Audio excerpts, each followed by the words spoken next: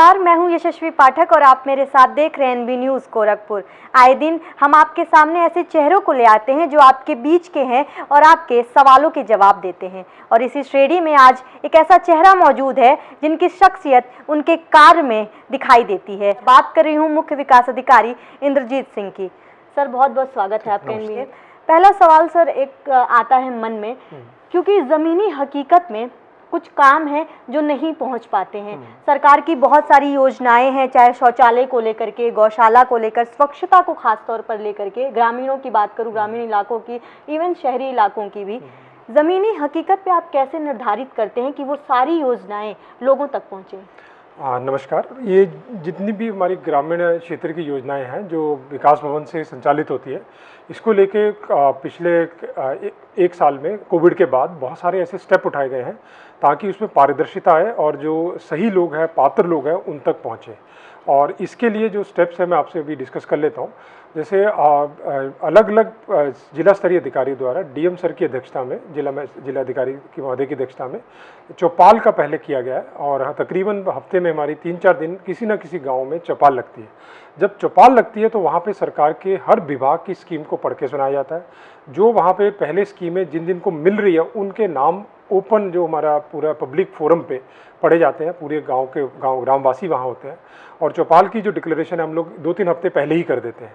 तो इससे क्या होता है कि जो अपात्र लोग हैं उनका भी सामने आ जाता है, उनकी कंप्लेंट या जो डिलीवरी में कमी है वो सामने आ जाती है। इसके अलावा जो हमारे द्वारा जो कैपेसिटी बिल्डिंग है, जिसमें प्रधानों की कार्यशाला हम लोग ऑलरेडी 2 बार करा चुके हैं। 1294 प्रधान जी लोग हैं हमारे गोरखपुर में। इन सब का जो हमारे पूरा ग्रुप है, इनको पूरी योजनाओं की जानकारी जो है हमारे द्वारा बाबा गंभीरनाथ जो प्रेक्षक रही है उसमें दी गई है। इसके साथ साथ जो हमारे एक पीआरए टेक्निक होती है, जिसमें हमारे यहाँ खंड प्रेरक हैं और एक बहुत बड़ी टीम है जिनको गांव में भेजा जाता है। वो मुख्यतः जो हमारे गांव के मेन सेक्टर है, एग्रीकल्चर हो गया, स्वच्छता हो गया, आपका हेल्थ हो गया, शिक्षा हो गया, इस तरह अलग अलग चीज़ों में लोगों के साथ 5 दिन रात दिन वहाँ रहते हैं। सुबह अपने 4 बजे अपना दिनचर्या शुरू करते हैं, लोगों के साथ वहाँ रह के इस हर स्कीम की अवेयरनेस देते हैं। उसके हमने सेट पैटर्न दिए हुए हैं, तो ये संवाद हम लोग कंटिन्यू करते हैं। इसके अलावा जो हमारे पास आरटीआई और कंप्लेंट सिस्टम है, इसको एनालाइज करके हम लोग आईजीआरएस सिस्टम है, एनालाइज करके देखते हैं कि किस क्षेत्र से, किस ब्लॉक से, किस गांव से ज़्यादा कंप्लेंट आ रही है। तो जो वो कंप्लेंट होती है उसके फिर सचिव, उसके जो बीडीओ हैं, जो उसके एडीओ पंचायत है, जो भी चेन है नीचे से लेकर उनको वो बुलाया जाता है फिर, और वहाँ पे हम चौपाल लगाते हैं कि भाई ऐसा क्यों हो रहा है। तो उनसे भी चीज़ें जाती है, वो करते हैं। और लगातार यहाँ पे ओपन डोर पॉलिसी है हमारे पास। मेरे पास लगातार गाँव से लोग आते रहते हैं। सुबह मैं 9:30 बैठ जाता हूँ तो तकरीबन 12 साढ़े 12 तक मेरे पास 10-15 एप्लीकेशन रोज़ आ जाती है, कई बार ज़्यादा भी आती है। तो ये सारे तरीके हैं जिससे हम लोग करते हैं। और मेरा जो CUG नंबर है वो 24 घंटे चलता है, उस पर भी जो कंप्लेंट व्हाट्सएप पे आती है हम तुरंत लेते हैं।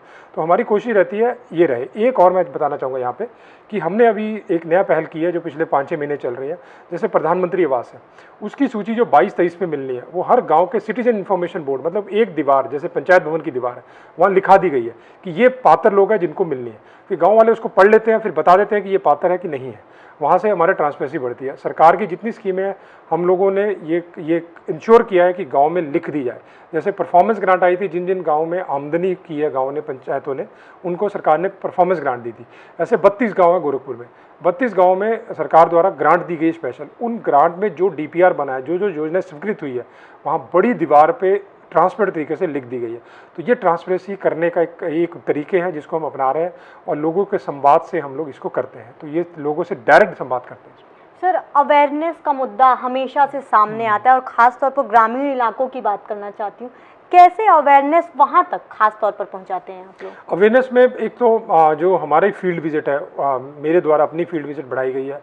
हर जो खंड विकास अधिकारी है उसको हर दिन 2 गांव का फील्ड विजिट के लिए कंपलसरी क्या है, उससे डेटा आता है। और इसके साथ DM sir regular field visit करते रहते हैं, जिला स्तरीय अधिकारी जाते रहते हैं, 100 गांव हम जांच में रखते हैं। इन सब ये चीज़ें जब गांव में जाती है, विलेज में जाती है, तो वहाँ पे लोग जो है उसको फिर समझते हैं कि किस तरह से स्कीम आ रही है। दूसरा, सरकार द्वारा खुद जो पब्लिसिटी की जाती है उसमें भी इन सब चीज़ों को किया जाता है।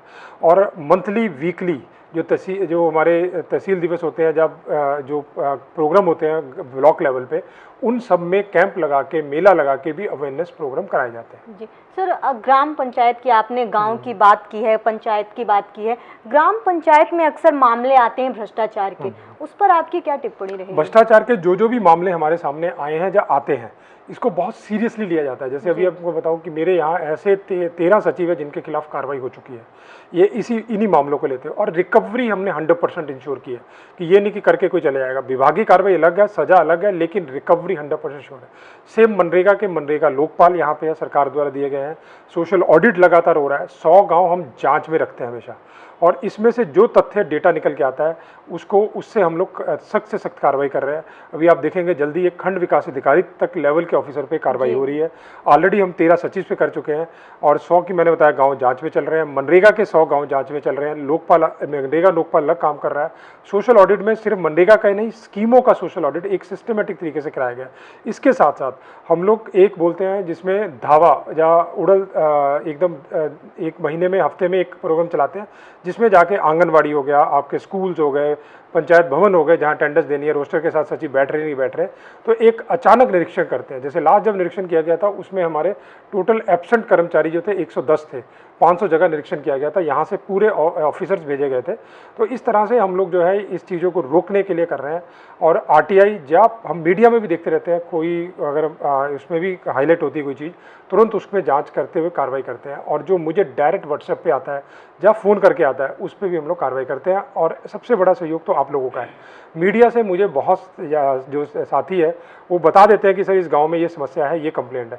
तो मेरे पास पूरा डेटा है जो मैं आपसे शेयर भी कर दूंगा कि जो मीडिया ने मुझे हाईलाइट किया है, उसके बाद रिकवरी भी हुई है, उस कर्मचारी पे काम भी हुआ है, कार्रवाई हुई है। विकास की बात, क्योंकि सरकार हमेशा से लगभग हम लोग देखते हैं विकास की बात पर या विकास के मुद्दों पर ज़्यादा ध्यान देती है आपको, लेकिन एक शहर जब विकसित होता है तो उसमें जन भागीदारी की बहुत आवश्यकता होती है। आप कैसे उस जन भागीदारी को एक समूह के तौर पर आगे लेकर के आ रहे हैं? जन भागीदारी के लिए जैसे अलग अलग स्कीम में हम लोग अलग अलग तरीके से इसको चैनलाइज कर रहे हैं। जैसे अभी मैं आज ही की बात है, बांसगांव में थे हम लोग। बांसगांव के जो टाउन एरिया है उसकी जल निकासी की बात कर रहे थे। उसके साथ हमारे 5-6 गांव भी है जहाँ पे ये पानी की बरसात में हो जाता है। तो वहाँ के जो लोग हैं वो चाह रहे थे कि ये हो जाए।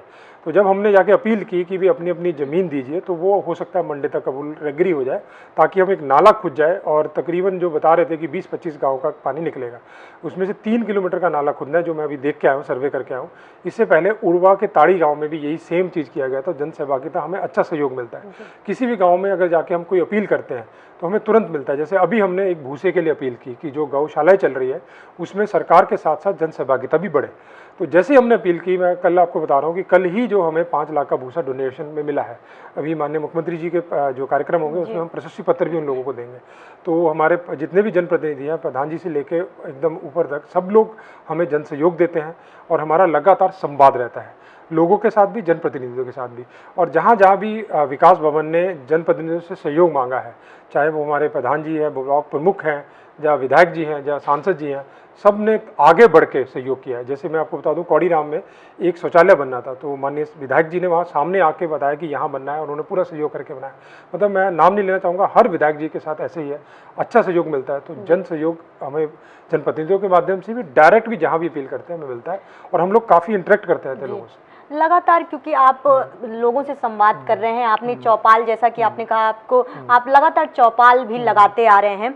एक सवाल मन में आता है, बहुत सारी योजनाएं हैं, और मैं आपके पर्सनल जो आप लगातार अपनी नज़रों के सामने देख रहे हैं, मैं आपसे जानना चाहती हूँ सरकार की वो कौन सी योजनाएं हैं, आपको क्या लगता है कि वो कौन सी योजनाएं हैं जो ज़्यादा इफेक्टिव हैं और लोगों तक बहुत ज़्यादा मात्रा में लाभ पहुँचा रही हैं? आज के समय में तो सारी योजनाएं बहुत इफेक्टिव है, क्योंकि जो डिलीवरी मैकेनिज्म है बहुत ही गवर्नमेंट द्वारा सुदृढ़ किया गया है। टेक्नोलॉजी का भरपूर प्रयोग होता है हर स्टेप में। मान लो अगर आवास का भी है तो उसमें 3 स्टेजेस में फंड ट्रांसफर होते हैं, डायरेक्ट लाभार्थी के खाते में जाते हैं। जियो टैग की फैसिलिटीज़ है, फोटोग्राफी की फैसिलिटीज़ है। तो योजना तो सारी इफेक्टिव है, लेकिन अगर आप मुझसे कोई एक योजना पूछे जो मुझे लगता है पर्सनली इफेक्टिव है, जो मेरा विचार है, वो है आजीविका मिशन, जो महिलाओं के साथ है। जहाँ जहाँ भी महिलाओं के हमने समूह बनाए हैं, जैसे हर जीपी में हमने 2 समूह ऐसे चिन्हित किए हैं जो सबसे गरीब परिवारों से हैं, मतलब जो अभी जो है हमारे सबसे नीचे पायदान पे है। तो उन महिलाओं के 10-10 के समूह बनाए हमने, उनको मनरेगा में रोजगार दिया। मनरेगा में एक दिन में 213 रुपये मिलते हैं आज के समय, पहले 204 मिलते थे। तो अगर उनको हम 100 दिन का रोजगार दिला देते हैं तो उन महिलाओं को 20,000 से ऊपर साल की इनकम हो जाती है। तो महिलाएं वो उनका खाता खुला होता है समूह का, उसमें जमा करती है अपनी बचत को। तो जो बचत पिछले साल ट्रैक की जो कंप्यूटराइज्ड है वो 6 करोड़ से ऊपर बचत थी इन महिलाओं की जो इन्होंने की है। अब इनको हमने ट्रेनिंग दी है, ट्रेनिंग में सिलाई कढ़ाई सबसे ज़्यादा है, जिसमें हम लोग 850 समूह को दे रहे हैं, अलग अलग में दी गई है। तो इनके जीवन का जो परिवर्तन, जो इनका कॉन्फिडेंस, जो बैंकों के साथ, इंस्टीट्यूशन के साथ जो इनका जुड़ना है, वो एक अलग ही देता है। फिर जब इन समूह की महिलाओं को मैं यहाँ पे या किसी भी ऑफिस में जाके जिस कॉन्फिडेंस से अपना हक मांगते हुए देखता हूँ, तो वो बहुत सेटिस्फेक्शन होती है। इनके जो माइक्रो एंटरप्राइज है, आप किसी भी ब्लॉक में चले जाइए, मुझसे लिस्ट ले लीजिए ओपनली, अभी मैं आपसे शेयर भी कर दूंगा, कोई भी इंडिपेंडेंटली चेक कर सकता है। महिलाओं ने लाजवाब काम किया है आजीविका मिशन में। अगर आप खोराबार में जाओगे, आपको कहीं मिल जाएगा, किसी ने सरसों की तेल की लगा ली है, किसी ने अपना दुकान खोल लिया है, किसी ने अपना मछली पालन का काम शुरू कर लिया है। मेरे पास लिस्ट है, 100 से ज़्यादा प्रोडक्ट है, और इनके विपणन के लिए हमने जो लोकल मार्केट है वहाँ बात की है, व्यापारियों ने बढ़ चढ़ के इनके प्रोडक्ट लिए हैं। आप पिपराइच में भी जाइए, पाली में जाइए, हल्दी का ऐसा प्रोडक्ट बनाती है महिलाएं जिनका जो रेट है डबल मिलता है, फिर भी सारा बिक जाता है, ओवर बुकड रहती है। पिपराइच में एक एग्जांपल दे रहा हूँ, टेराकोटा से आभूषण बनाने के लिए 90 महिलाएं हमारे इलेक्शन में जुड़ी थी, नाबार्ड ने उनकी मदद की। इस समय ऑर्डर ही नहीं पूरा कर पा रहे हैं, इतना ज़्यादा ऑर्डर आ रहा है। तो ये ट्रेनिंग इन सब चीज़ों का असर है। एक आखिरी सवाल मन में आता है कि क्योंकि रूप है, जैसा एक आपने अब तक बताया कि एक प्रशासन ऐसे ऐसे काम कर रहा है, उसमें जन भागीदारी भी है, विधायक जी भी हैं, हर तरीके से आपको सहयोग मिल रहा है, लेकिन एक अलग रूप भी है प्रशासन का। सवाल के तौर पर बोलना चाहती हूँ कि जैसे बहुत सारे लागत से सड़कें बनाई जाती हैं, चाहे शहरी हों चाहे ग्रामीण इलाके की सड़कें हों, अचानक से प्रशासन को याद आता है कि यहाँ पर पाइपलाइन की ज़रूरत है, यहाँ पर पानी की ज़रूरत है, यहाँ पे कुछ और बदलाव की ज़रूरत है, और फिर उस करोड़ों लागत वाली सड़क को खोद कर दोबारा फिर बदलाव करके दोबारा सड़कें बनाई जाती हैं। सर, आपको क्या ये नहीं लगता है कि दोबारा जो बात जो है ये वाजिब है, ये ऐसा होता है जी। इसमें ऐसा है, देखिए, जो हमारी जो विकास है ना, वो डेवलपमेंट जो है ओवर द पीरियड होता है। अब जैसे जो समय के हिसाब से जो नीड है सरकार उसको देती है। जैसे अभी जल जीवन मिशन हमारी टॉप मोस्ट प्रायोरिटी है, क्योंकि वो पहले नहीं फिजिबल हो पाया या पिछले सालों में नहीं हो पाया, लेकिन अब जो है सबको पता है कि पानी हर घर में नल पहुंच जाए, साफ सुथरा पानी मिल जाए, इससे कई समस्याएं हल हो जाएगी। अब जब गांव में जाओगे, जो भी चीज़ें बनेगी वो खुदेगी, लेकिन सरकार ने इतनी अच्छी व्यवस्था की है उसमें कि वो जो जिस भी एजेंसी को दिया गया उनके DPR में है कि उनको जिस स्थिति में वो चीज़ आपने खोदी है उसको पूरा करके देना है। यही हर चीज़ का, हर जहाँ भी सड़क बनती है उसके NOC में ये लिखा होता है, बस उसको फॉलोअप करना है, नागरिकों को उससे करवाना है। अभी मेरे पास बहुत सारे गांव के फ़ोन आते हैं, अभी भी जल जीवन मिशन का एक फ़ोन आ रहा था अभी जब आपसे बात कर रहा हूँ, उसमें यही है कि सर इन्होंने अभी खोद दी, आप इनको ये इंश्योर करा दीजिएगा कि ये हमारी सड़क को दोबारा बना दें। तो ये तो हमेशा ही रहेगा, ये कंटिन्यूस प्रोसेस है, लेकिन अगर विभाग अच्छा कोऑर्डिनेशन करेंगे, एक तो मिनिमम डैमेज में भी हो सकता है, दूसरा अगर डैमेज करना ही पड़ रहा है तो उसको रिपेयर करके उसी स्थिति में लाना, ये उसकी जिम्मेवारी है जो उस प्रोजेक्ट को ले रहा है, क्योंकि उस प्रोजेक्ट के DPR में लेना, बाद में उसको करना। तो ये विकास, क्योंकि ये कंटिन्यूस प्रोसेस है, हम कभी भी ऐसा प्लान नहीं कर सकते कि एक ही दिन में सारा आज से 100 साल का देख लें, तो उसके लिए टाइम भी बहुत चाहिए, फंड्स भी बहुत चाहिए। तो जिस तरह से मतलब जो स्कीम बनती है उस हिसाब से। तो ये थे इंद्रजीत सिंह, मुख्य विकास अधिकारी थे, जिस बेबाकी से इन्होंने सवालों के जवाब दिए हैं। ये एक विश्वास भी दिलाता है कि ये हम सबके बीच के चेहरे हैं और हमारे लिए ये काम करते हैं।